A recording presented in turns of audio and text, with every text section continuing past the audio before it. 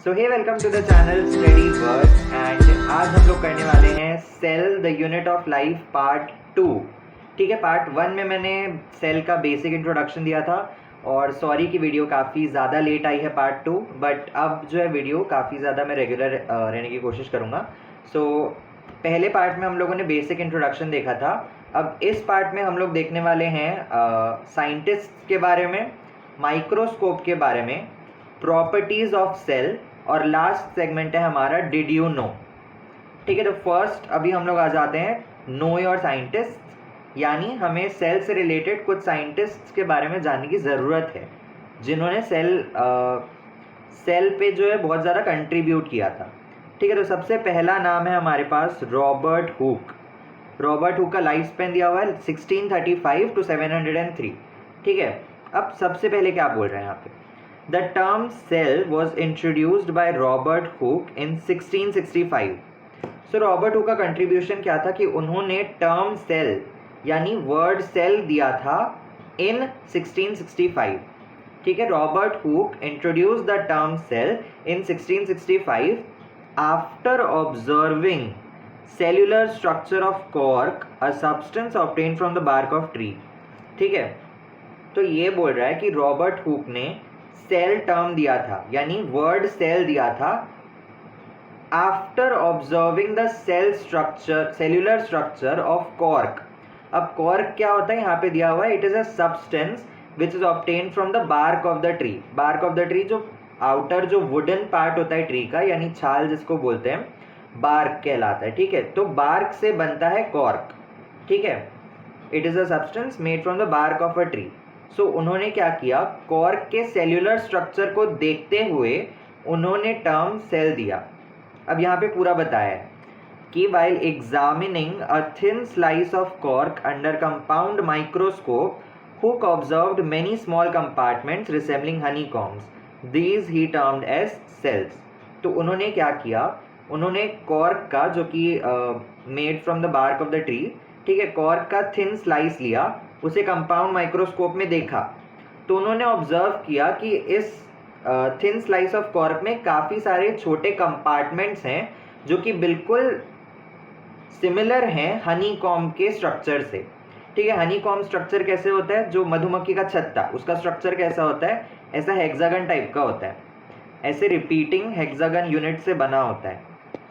आपने कार्टून वगैरह में देखा होगा या हो सकता है रियल लाइफ में भी देखा हो। ठीक है, ऐसे हेक्सागन शेप्स का ऐसे बना होता है, ऐसे करके। ठीक है, तो ये जो है ये हनी कॉम्ब स्ट्रक्चर कहलाता है, ये कहलाता है हनी कॉम्ब स्ट्रक्चर। तो उन्होंने कॉर्क में जो है हनी कॉम्ब स्ट्रक्चर नोटिस किया। ठीक है, स्मॉल कंपार्टमेंट्स दिखे उन्हें कॉर्क में जो कि रिसेंबल करते हैं हनी कॉम्ब को। तो इन्होंने उन छोटे कंपार्टमेंट्स को नाम दिया सेल्स। ठीक है, तो अभी फर्स्ट पैरा से हमने क्या सीखा, फर्स्ट पैरा से हमने सीखा कि रॉबर्ट हुक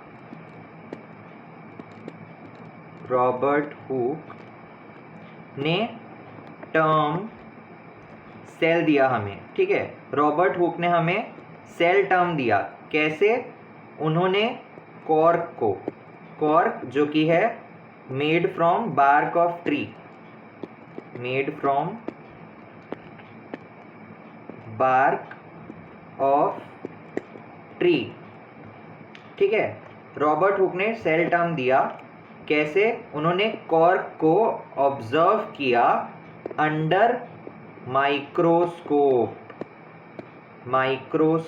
अभी मैं सिर्फ माइक्रोस्कोप बोल रहा हूँ क्योंकि टाइप्स ऑफ माइक्रोस्कोप अभी हम लोग पढ़ेंगे, सिंपल माइक्रोस्कोप और कंपाउंड माइक्रोस्कोप। तो इसमें स्पेसिफाइड है कि कंपाउंड माइक्रोस्कोप में उन्होंने ऑब्जर्व किया कॉर्क को, जिससे उन्हें उसमें क्या दिखा, कंपाउंड माइक्रोस्कोप में जब उन्होंने देखा तो उन्हें क्या दिखा, उन्हें स्मॉल कंपार्टमेंट्स दिखे, स्मॉल कंपार्टमेंट्स दिखे। ठीक है, उन्हें स्मॉल कंपार्टमेंट्स दिखे जो किसके जैसे थे, जो थे हनी कॉम्ब के स्ट्रक्चर जैसे।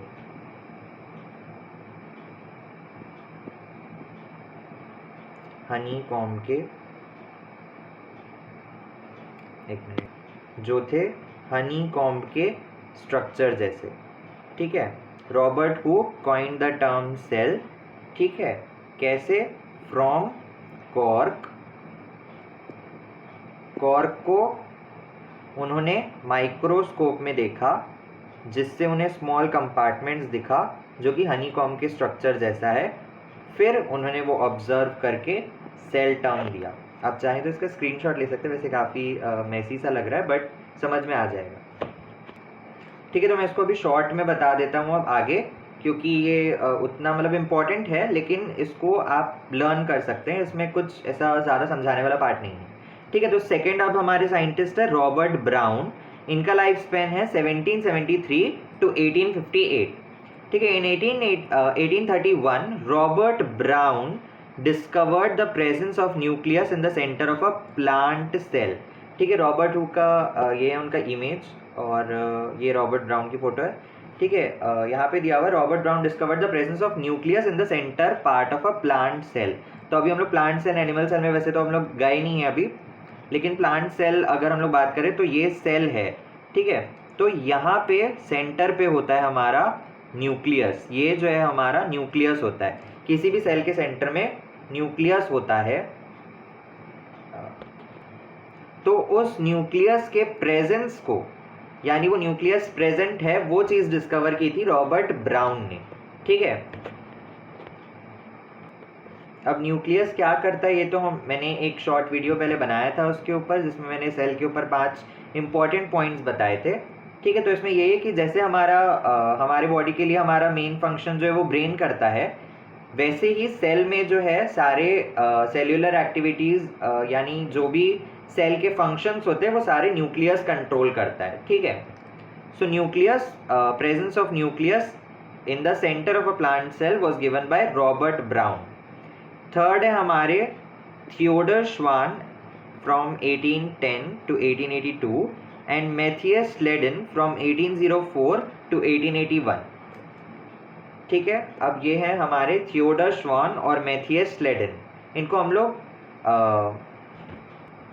ये दोनों स्लेडन एंड स्वान के नाम से मतलब दोनों साथ में लर्न किया जाता है, स्लेडन एंड स्वान करके, ठीक है। तो यहाँ पे बता रहा है in 1838 Matthias Schleiden, a German physiologist, discovered that all plant tissues are made up of cells, that is cells are the fundamental units of plants, ठीक है। अब ये क्या बोल रहा है कि 1838 में मैथियस लेडन, जो कि एक जर्मन फिजियोलॉजिस्ट हैं, उन्होंने डिस्कवर किया प्लांट टिश्यूज़ में, ठीक है। उन्होंने प्लांट के किसी एक पार्ट को माइक्रोस्कोप में ऑब्जर्व करके ये पता लगाया कि जो प्लांट टिश्यूज़ हैं या प्लांट पार्ट्स हैं वो सारे किससे बने हुए हैं?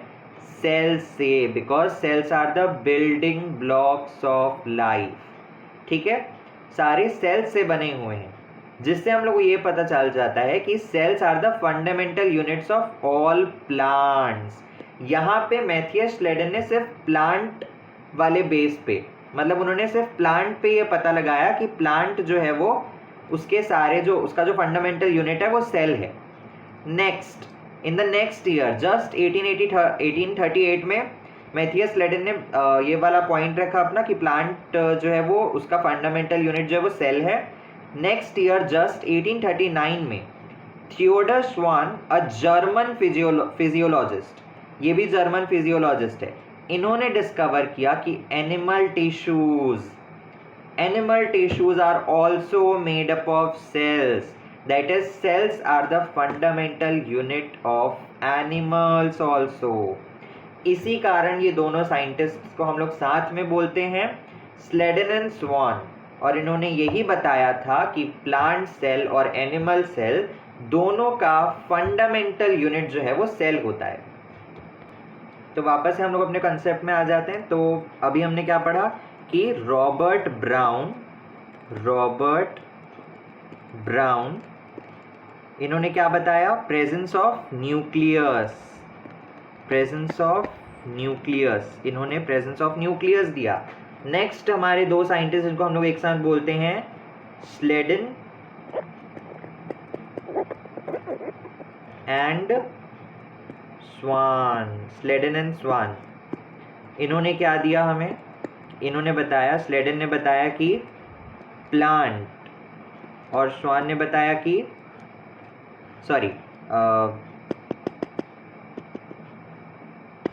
स्लेडन ने बताया एनिमल्स, ठीक है, स्लेडन ने बताया एनिमल्स एंड स्वान ने बताया प्लांट्स। इन दोनों का फंडामेंटल यूनिट कौन है? सेल। ये दोनों का फंडामेंटल यूनिट है सेल। तो ये था हमारा नो योर साइंटिस्ट। नेक्स्ट अब हम लोग देखेंगे इन्वेंशन ऑफ माइक्रोस्कोप। सबसे पहला पॉइंट क्या बोल रहे हैं? Cells are very small living entities, ठीक है, ये वाला पॉइंट मैं पढ़ रहा हूँ। Cells are very small living entities that are not visible to naked eyes, ठीक है। सेल्स जो है वो काफ़ी ज़्यादा छोटी लिविंग एंटिटी है जिसको हम लोग अपने आँखों से नहीं देख सकते हैं, यानी बिना किसी इंस्ट्रूमेंट के नहीं देख सकते हैं। और ऐसे इंस्ट्रूमेंट को जिसकी मदद से हम लोग छोटी चीज़ों को देख सकते हैं उसको हम लोग माइक्रोस्कोप बोलते हैं, ये तो सबको पता है, ठीक है। So the invention of microscope hence played the key role in the discovery of cells. अब सेल्स जो है वो बहुत ही छोटा है, हम लोग उसको नहीं देख सकते, ठीक है। इसके पहले माइक्रोस्कोप इन्वेंट हो चुका था, जिसके वजह से सेल की डिस्कवरी में माइक्रोस्कोप का बहुत बड़ा हाथ है, क्योंकि माइक्रोस्कोप ही नहीं रहता तो सेल कैसे दिखता। तो इसी कारण यहाँ पे बस इन्वेंशन ऑफ माइक्रोस्कोप के बारे में यही लिखा हुआ है। अब इसने बोला है कि माइक्रोस्कोप जो है वो दो टाइप के होते हैं। पहला होता है सिंपल माइक्रोस्कोप, दूसरा होता है कंपाउंड माइक्रोस्कोप। सो कंपाउंड माइक्रोस्कोप के बारे में हमने अभी क्या पढ़ा कि इसी में रॉबर्ट हुक ने कॉर्क सेल्स को रख के ये पता लगाया कि इसमें छोटे छोटे कंपार्टमेंट्स हैं, और तब उन्होंने उस छोटे छोटे कंपार्टमेंट्स को नाम दिया सेल्स, ठीक है। तो यही था वो कंपाउंड माइक्रोस्कोप। अब हम लोग सिंपल माइक्रोस्कोप का फर्स्ट पॉइंट देखते हैं। First simple microscopes were constructed by Anton van Leeuwenhoek. Very important. पहला सिंपल माइक्रोस्कोप किसने बनाया था? Anton van Leeuwenhoek. So the first simple microscope was made by or constructed by Anton van Leeuwenhoek. Very important, इसको बस याद कर लीजिए, ठीक है। सेकेंड पॉइंट है हमारा, they consisted of single biconvex lens, their magnifying power was up to 200 times। ये उतना ज़्यादा इंपॉर्टेंट नहीं है, बस ये याद रखना है कि फर्स्ट सिंपल माइक्रोस्कोप जो है वो एंटोन वैन ल्यूवेनहूक ने दिया था, ठीक है। नेक्स्ट आ जाता है compound microscopes. These were first constructed by Robert Hooke। So Robert Hooke ने देखो यहाँ पे कंपाउंड माइक्रोस्कोप के अंदर अपने कॉर्क सेल्स को देखा था और टर्म सेल दिया था, और अब ये बोल रहा है कि फर्स्ट कंपाउंड माइक्रोस्कोप जो है वो कंस्ट्रक्ट यानी बनाया खुद रॉबर्ट हुक ने ही था। सो कंपाउंड माइक्रोस्कोप जो है वो खुद रॉबर्ट हुक ने ही बनाया था, ठीक है। यहाँ पे दिया हुआ है the first constructed compound microscope was first constructed by Robert hook. Second बोल रहे कि developed the compound microscope using 2 lenses for increasing the magnifying power. So may be simple microscope में जो एक ही यहाँ पे बाय कॉन्वेक्स लेंस यूज किया जाता है सिंपल माइक्रोस्कोप में, और कंपाउंड माइक्रोस्कोप ने रॉबर्ट हुक ने क्या किया, उन्होंने 2 लेंस यूज किए ताकि मैग्नीफाइंग पावर ज़्यादा बढ़ जाए, ठीक है। फिर थर्ड पॉइंट हमने अभी पढ़ा कि he examined the thin slice of cork under it and observed tiny box like compartments that he named as cells. उन्होंने कॉर्क सेल्स को मतलब कॉर्क के स्लाइस को कंपाउंड माइक्रोस्कोप में रखा और उन्होंने कुछ स्मॉल कंपार्टमेंट्स देखे जो कि किसके जैसे थे, हनी कॉम्ब के जैसे थे, उसको रिसेंबल करते थे, यानी मधुमक्खी के छत्ते के जैसे थे। मधुमक्खी के छत्ते का जैसे स्ट्रक्चर होता है, हेक्सागन मिलके जो एक स्ट्रक्चर बनाते हैं, वैसा ही उन्होंने कॉर्क में देखा और उन्होंने उन स्मॉल कंपार्टमेंट्स को नाम दिया सेल्स, ठीक है। यहाँ पे ये देखो दिखाया है microscope constructed by Robert hook. तो ये कंपाउंड माइक्रोस्कोप है, यहाँ पे देखो ये 1 2 लेंस है इसमें, ठीक है। और ये ऐसा कुछ दिखता है, देखो a thin slice of cork as observed under the microscope. ऐसा ही कुछ दिख रहा है मधुमक्खी का छत्ते का जैसे मैंने बना के दिखाया था ऐसे, ठीक है, ऐसा। So the thin slice of cork जो है वो ऐसा दिखता था अंडर माइक्रोस्कोप, ठीक है। नेक्स्ट अब हम आ जाते हैं अच्छा, यहाँ पे एक और माइक्रोस्कोप है हमारे पास, इलेक्ट्रॉन माइक्रोस्कोप। अभी हमने दो देखे, simple microscope which was constructed by Robert hook, second compound microscope which was constructed by first the simple microscope which was constructed by Anton van Leeuwenhoek, and second compound microscope which was constructed by Robert Hooke. Next है हमारा electron microscope. उससे पहले यहाँ पे compound microscope का एक diagram दिया हुआ है, ठीक है। ये तो वैसे हम लोग को आपको बायोलॉजी लैब में सिखाया जाएगा कि माइक्रोस्कोप के पार्ट्स बताए जाएंगे आपको और कैसे उसमें एग्जामिन करते हैं वो बताया जाएगा। बट यहाँ पे एक छोटा सा डायग्राम दिया हुआ है, तो ये देखो, ये आई पीस है, ठीक है, magnifies the image.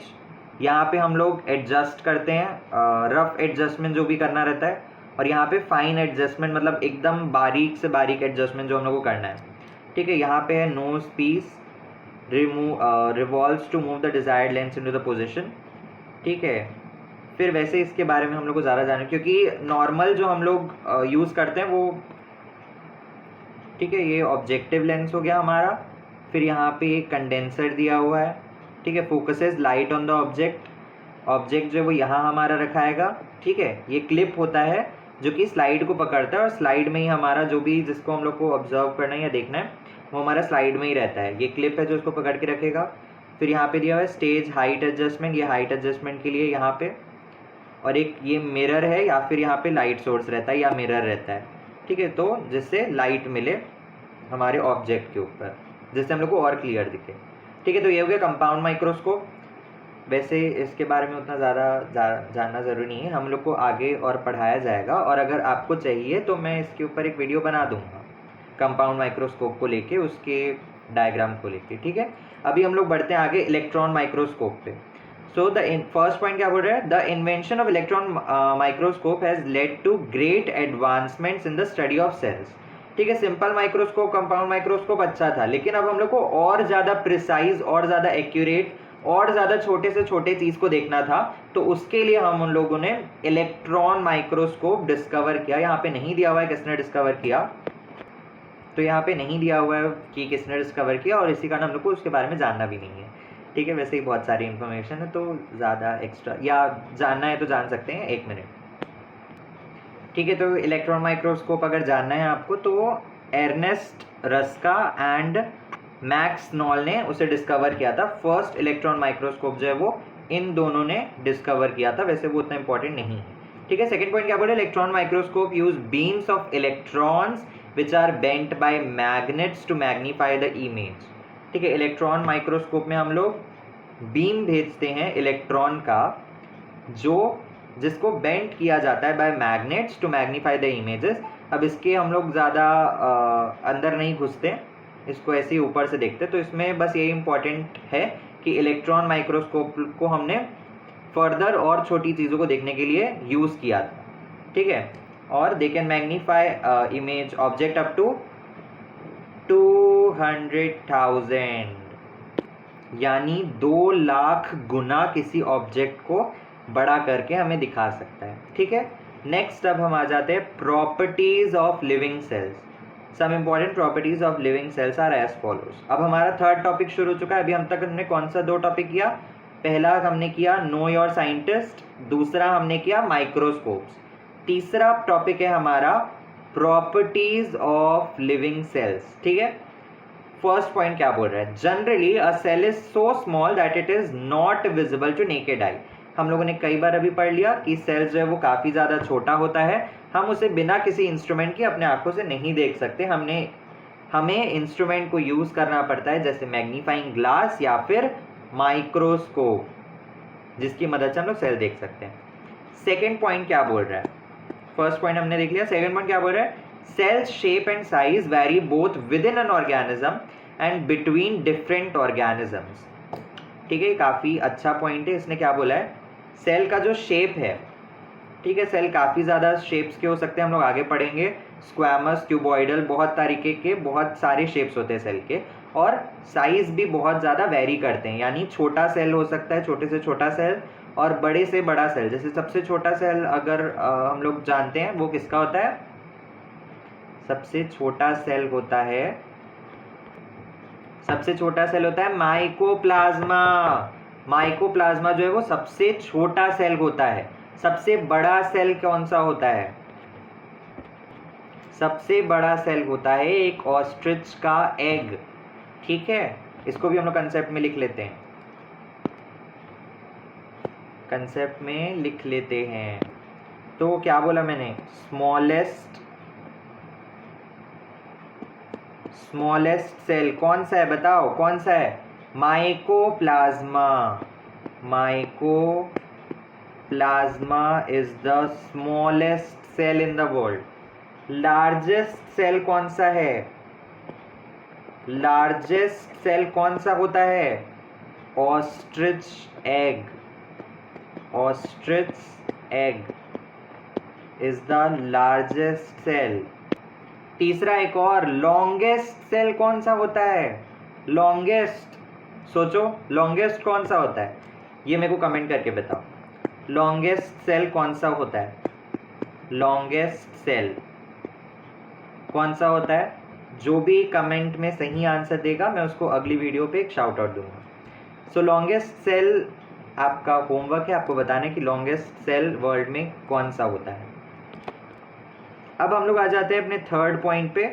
All living cells exhibit, second point बचा था आधा। The shape and size of a cell is related to the specific function it performs. हाँ, तो मैं क्या बता रहा था यहाँ पे? ठीक है, सेकंड पॉइंट था कि cell shape and size vary both within an organism and between different organism. यानी कोई जैसे एक लिविंग बीइंग है, जैसे ह्यूमंस हैं, तो उनमें जो है सेल्स, काफ़ी सारे सेल्स होते हैं। तो उसमें से कुछ सेल की शेप अलग हो सकती है और कुछ सेल की शेप अलग हो सकती है, और दोनों ही साइज में भी डिफरेंट हो सकते हैं। ठीक है, और ये हो गया विद इन ऑर्गेनिजम्स, यानी एक ही ऑर्गेनिज्म के अंदर अलग अलग टाइप के, अलग शेप के और अलग साइज के सेल्स होते हैं। अब दो अलग ऑर्गेनिज्म, जैसे कि हम ह्यूमन बींग्स और जैसे बहुत बड़ा वेल की सेल्स की साइज तो अलग ही होगी, बड़ी ही होगी। ठीक है, तो ये दो तरीके की बात कर रहा है। एक है विद इन द ऑर्गेनिज्म, समझो इस बात को। पहला बोल रहा है विद इन द ऑर्गेनिजम्स, यानी एक ऑर्गेनिजम्स के अंदर दो टाइप्स के सेल हैं। सेल का साइज अलग है और शेप अलग है। अब दो ऑर्गेनिजम्स की बात कर रहे हैं, दो अलग ऑर्गेनिजम्स, उनके भी सेल्स के साइज और शेप मैटर करेंगे, यही बोलना चाह रहा है बस वो। ठीक है, और हर एक अलग शेप और साइज का सेल जो है वो अलग अलग फंक्शन परफॉर्म करता है। ठीक है, फिर एक टाइप के सेल्स जो एक फंक्शन परफॉर्म करते हैं वो क्या बनाते हैं? टिश्यूज। एक तरीके के टिश्यूज जो एक फंक्शन करते हैं वो क्या बनाते हैं? ऑर्गन्स। जैसे कि कैसे, यहाँ पे क्या बोल रहे हैं? जैसे जो टिश्यूज जो हैं वो सिर्फ गैस्ट्रिक जूसेस सिक्रीट करेंगे तो वो कौन सा ऑर्गन बनाएंगे? स्टमक। ठीक है, तो ये यही बोल रहा है। फंक्शन में थोड़ा ज़्यादा डीप चला गया, सॉरी, अभी हम लोग वहाँ नहीं देखते। अभी हम लोग को बस यही याद रखना है कि सेल्स जो हैं वो एक ऑर्गेनिज्म के अंदर, यानी with in the organisms, differ कर सकते हैं, और दो ऑर्गेनिजम्स के बीच, यानी दो ऑर्गेनिजम्स में भी डिफर कर सकते हैं। ठीक है, थर्ड पॉइंट पे आ जाते हैं। थर्ड पॉइंट क्या बोल रहा है? All living cells exhibit certain basic properties like respiration, growth and metabolism. जैसे मैंने अभी बताया, जैसे मैंने स्टमक के टिश्यूज और सेल्स का एग्जांपल दिया कि वो गैस्ट्रिक जूस सिक्रीट करेंगे, तो वही यहाँ पे बोल रहा है जो भी सेल्स होते हैं वो कुछ बेसिक प्रॉपर्टीज को रिसेंबल करते हैं, यानी कुछ बेसिक प्रॉपर्टीज को परफॉर्म करते हैं, जैसे कि रेस्पिरेशन। ठीक है, कुछ सेल्स जो हैं वो रेस्पिरेशन का काम करेंगे, कुछ सेल्स जो हैं वो ग्रोथ का काम करेंगे, कुछ सेल्स जो है वो मेटाबॉलिज्म का काम करेंगे। ठीक है, फोर्थ पॉइंट क्या बोल रहा है? Nerve cells are the some longest cells. Oh no, यहाँ पे तो आपके होमवर्क का आंसर मिल गया।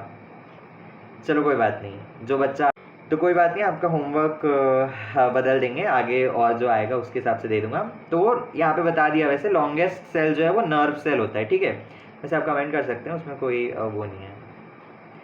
ठीक है, अब आ जाते हैं हम लोग examples of cells with different shape and size. देखो, अब मैंने अभी बोला कि आगे आएगा, तो आगे आ रहा है। ये देखो, अब आ गया हमारे पास, ये बस इतना सही यहाँ पे बताया। आगे चैप्टर्स में हम लोग और पढ़ेंगे, हायर क्लासेस पे होगा। ठीक है, तो यहाँ पे हम लोग को बता दिया है बस एक छोटा सा कि सेल्स जो है वो डिफरेंट शेप और साइज के कैसे होते हैं। सो इसने यहाँ पे बताया कि red blood cells are red and biconcave. Red blood cells यानी आरबीसीज जो है वो हम लोग को यहाँ पे कौन से शेप का दिया हुआ है, राउंड एंड बाइकॉन्केव। वैसे राउंड को ज़्यादा वो नहीं करेंगे हम लोग, बाइकॉन्केव ही बोलते हैं, ठीक है, राउंड एंड बाइकॉन्केव, ठीक है। देन दिया हुआ है white blood cells, WBCs, white blood cells. White blood cells amoeboid होते हैं। अमीबॉइड मतलब उसका कोई शेप नहीं होता है, ऐसे जैसे अमीबा होता है ना अपना, ऐसा उसका कोई ज़्यादा स्पेसिफिक शेप नहीं होता है। सो WBC भी वैसे ही होता है, ठीक है। WBC यानी वाइट ब्लड सेल्स, उसका शेप है अमीबॉइड। नेक्स्ट हमारे पास है columnar epithelial cells. Columnar epithelial cells, इस सब के बारे में हम लोग बाद में पढ़ेंगे। कॉलमनार एपिथेलियल सेल्स ऐसे कॉलम जैसा होता है, ऐसे कॉलम कॉलम कॉलम होता है, ठीक है, इसको हम लोग कॉलम बोलते हैं। सो कॉलमनार एपिथेलियम सेल जो है वो लॉन्ग होता है, लंबा होता है और नैरो होता है यानी पतला होता है, ठीक है, ये उसका शेप हो गया। देन नर्व सेल जो हमने अभी पढ़ा, लॉन्गेस्ट सेल जो है वो नर्व सेल होता है, वो कैसा होता है, ब्रांच्ड एंड लॉन्ग, ठीक है। अब हमारा आ जाता है फिफ्थ पॉइंट, ठीक है। अभी यहाँ से हम लोग बाद में करेंगे, ठीक है, अगली क्लास में। अभी हम लोग लास्ट टॉपिक है हमारा आज का, डिड यू नो, ठीक है। डिड यू नो में क्या बोल रहे थे, the smallest unicellular organisms we know is mycoplasma type of bacteria, its diameter is 0.1 micrometre. तो ये भी हम लोगों ने पहले ही पढ़ लिया कि सबसे छोटा यूनिसेल्युलर ऑर्गेनिज्म यानी सबसे छोटा सेल कौन सा है, माइकोप्लाज्मा। अभी मैंने कंसेप्ट में लिखा है, उसी चीज को यहाँ बता दिया है डिड यू नो में। तो ये भी हम लोग को पहले से पता चल गया था कि सबसे छोटा सेल या सबसे छोटा यूनिसेल्युलर ऑर्गेनिज्म कौन होता है, माइकोप्लाज्मा। इसका डायामीटर क्या दिया हुआ है, 0.1 माइक्रोमीटर, बहुत ही छोटा होता है, स्मॉलेस्ट, ठीक है। अब इसके आगे हम लोग बाद में करेंगे, नेक्स्ट पार्ट 3 वीडियो आएगा उसमें। तो आज के लिए इतना ही। अच्छा, तो ये होमवर्क जो मैंने दिया था लॉन्गेस्ट सेल, वो तो हम लोग को पता चल गया, ठीक है। लॉन्गेस्ट सेल तो हम लोग को पता चल गया कि किसको बोलते हैं, नर्व सेल को बोलते हैं, ठीक है। लॉन्गेस्ट सेल जो है वो नर्व सेल होता है, बट उस नर्व सेल के लिए एक टर्म है। अब वो टर्म आपको बताना है कमेंट में, ठीक है। उस नर्व सेल का एक टर्म होता है, वो आप लोग को बताना है, वो आप लोग का होमवर्क है। मैं अगली वीडियो में बताऊंगा वैसे स्टार्ट करने से पहले, ठीक है। सो आज के लिए बस इतना ही। वीडियो का पार्ट 3 जल्दी आएगा। Have a nice day and please subscribe to the channel study words. Stay tuned.